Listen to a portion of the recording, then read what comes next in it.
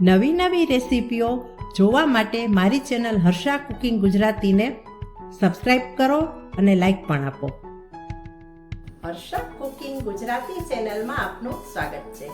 આજે આપણે બનાવીશું મહાશિવરાત્રી નિમિત્તે ખાસ એક ફરાળી વાનગી. આ ફરાળી વાનગી છે રતાળુના બફવાડા. તો ચાલો બનાવીએ રતાળુના ફરાળી બફવાડા. ફરાળી બફવાડા બનાવવા માટે અહીં આપણે એક રતાળું લીધું છે, જેને કંદ પણ કહેવામાં આવે છે. એક મોટું રતાળું હતું જેના મેં 2 ટુકડા કરેલા છે. હવે તેને આપણે બાફીશું. બાફવાની રીત હું તમને બતાવું છું. કુકરમાં આપણે નીચે થોડું પાણી મૂક્યું છે અને ઉપર આ રીતે એક સ્ટેન્ડ મૂક્યું છે. હવે તેની ઉપર આપણે એક કાણાવાળી જાળી મૂકીશું, છીબું મૂકીશું અથવા જાળી જે પણ તમારા ઘરમાં હોય તે મૂકી શકો છો. હવે આપણે જે રતાળું છે તેની ઉપર આપણે તેલ એપ્લાય કરીશું અને આ રીતે કાણાવાળું છીબું છે તેના ઉપર આપણે મૂકી દઈશું. આપણે તેને ડાયરેક્ટ પાણીમાં નથી બાફવાના. આ રીતે વરાળમાં નીચે પાણી મૂકી અને આ રીતે ઉપર રાખીને આપણે બાફવાના છે. હવે આપણે તેને કુકરમાં ઢાંકણ બંધ કરી અને બાફી લઈશું.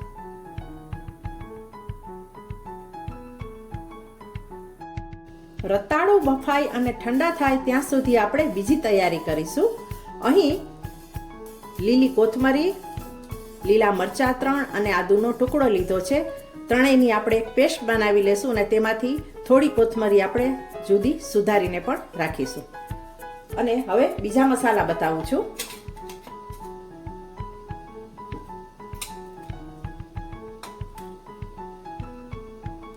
1 ટેબલ સ્પૂન વરિયાળી લીધી છે અને વરિયાળીને થોડી મેં ક્રશ કરી છે, જેથી વરિયાળીની સુગંધ રેસીપીમાં સારી આપણને આવી શકે.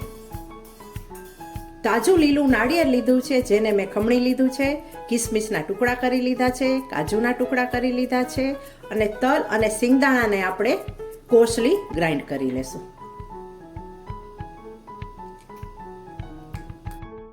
રતાળું બફાઈ ગયા છે અને કુકર ઠંડુ પણ થઈ ગયું છે. હવે આપણે ઢાંકણ ખોલી અને રતાળું એટલે કે કંદને બહાર કાઢી લેશું.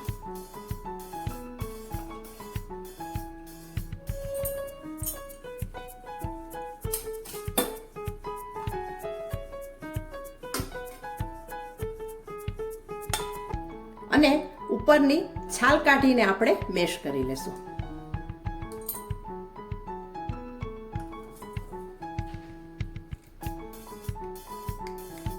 જુઓ, ઇઝીલી છાલ પણ નીકળી જાય છે. ઘણા લોકોને સુરણ, કંદ વગેરેની હાથમાં એલર્જી હોય છે, તો તમે હેન્ડ ગ્લોવ્સ પહેરી શકો છો અથવા તેલવાળો હાથ પણ કરીને આ રીતે કરી શકો છો. કારણ કે એલર્જી હોય તો પછી શું થાય કે હાથમાં સતત ખંજવાળ આવ્યા કરે. આ રીતે બધી જ છાલ આપણે કાઢીને હવે આપણે મેશ કરી લેશું.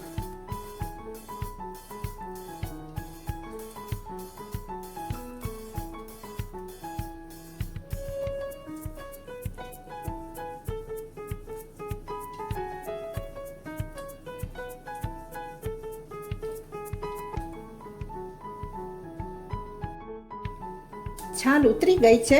હવે આપણે મેશરની મદદથી આ રીતે એકદમ પ્રેસ કરીને મેશ કરી લેશું.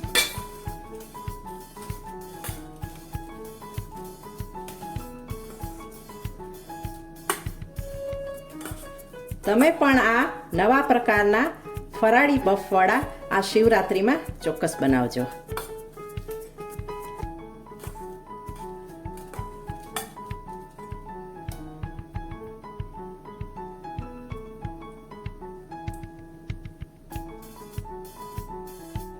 રતાળુના મિશ્રણમાં ટેસ્ટ અનુસાર મેં નિમક એડ કર્યું છે અને હવે તેને આપણે આ રીતે મિક્સ કરી અને નાની નાની જે સાઈઝના આપણે બનાવવા છે બફવાડા એ સાઈઝની આપણે થેપલીઓ બનાવી લેશું.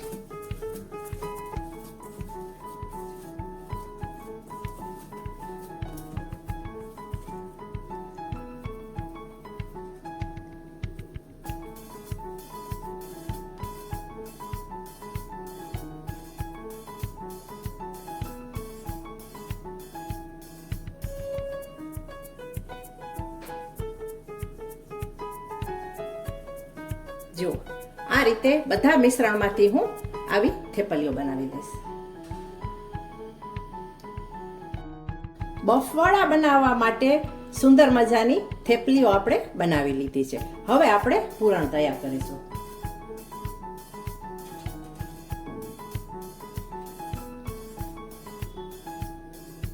કોપરાનું ખમણ,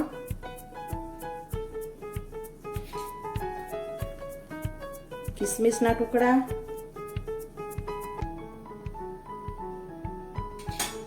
કાજુના ટુકડા,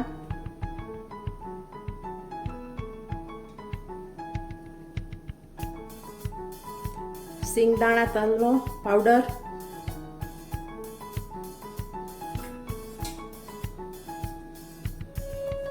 કોથમરી આદુ મરચાની પેસ્ટ,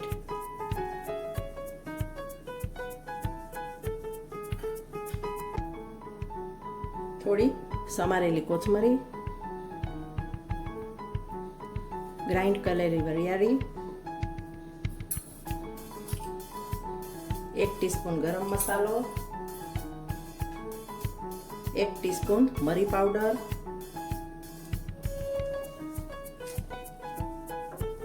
ટેસ્ટ પ્રમાણે નિમક. તમે નિમક ન ખાતા હો ફરાળમાં તો સિંધાલું પણ નાખી શકો છો. ખટાશ માટે આપણે નાખીશું આમચૂર પાવડર અથવા લીંબુ નાખી શકાય.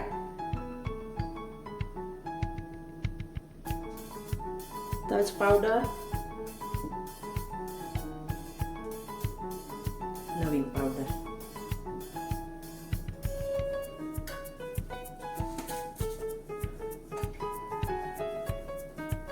અને દળેલી ખાંડ.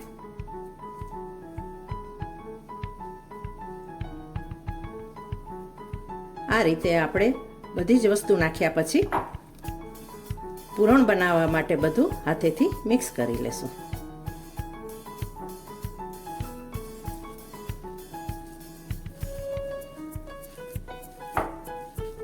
ફરાળમાં તમે મેં જે નાખ્યા છે મસાલામાંથી કાંઈ ન ખાતા હો તો તમે સ્કીપ પણ કરી શકો છો અને જે વસ્તુ તમે ફરાળમાં ખાતા હો તે વધારાનું એડ પણ કરી શકો છો. હવે આ પૂરણમાંથી આપણે ગોળા બનાવીશું. આ રીતે હું બધા જ ગોળા વાળી લઈશ.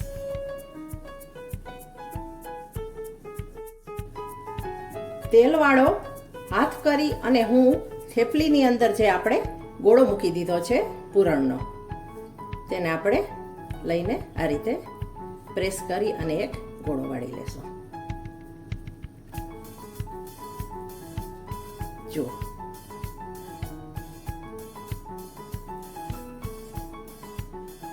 આ રીતે બધા જ બફવાળા હું વાળી લઈશ.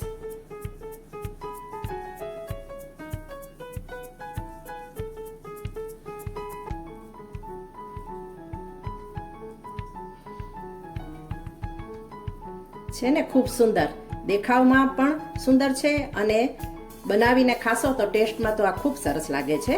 અને નાના મોટા સૌને આ રેસીપી ભાવશે, કારણ કે મહાશિવરાત્રિ વ્રત બધા એવા છે કે મોટે ભાગે ઘરના બધા સભ્યો એ વ્રત કરતા હોય છે. ત્યારે આપણને એવું થાય કે દરેકને ભાવે અને પેટ ભરાઈ જાય તેવું આપણે શું જમવાનું બનાવીએ, ફરાળ બનાવીએ કે જેથી બધા સારી રીતે ખાઈ શકે અને પેટ પણ ભરાઈ જાય. ત્યારે આ રેસીપી બનાવી ખૂબ સહેલી પણ છે અને પૌષ્ટિક પણ છે.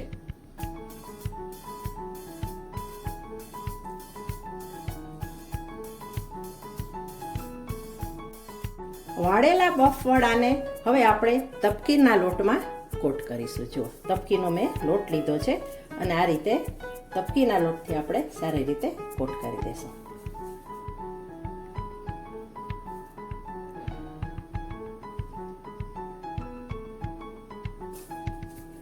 અને ત્યાર પછી આપણે તેલમાં તળી દઈશું.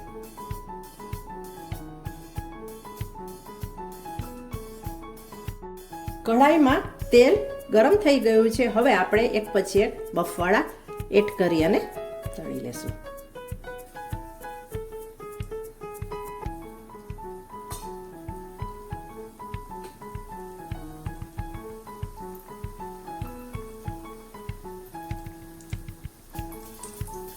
ગેસની ફ્લેમને આપણે સ્લો રાખીશું.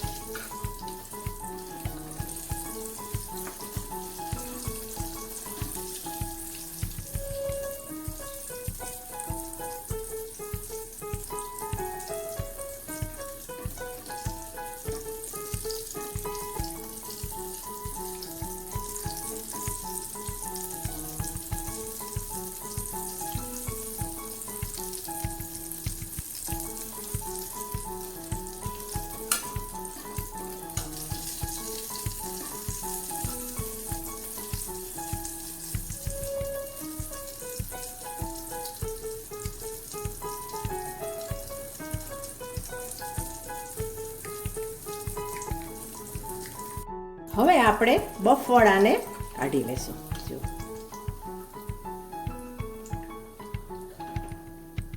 કેટલા સુંદર આપણા બફવડા તૈયાર થયા છે. આ રીતે હું બધા જ બફવડા તળી લઈશ.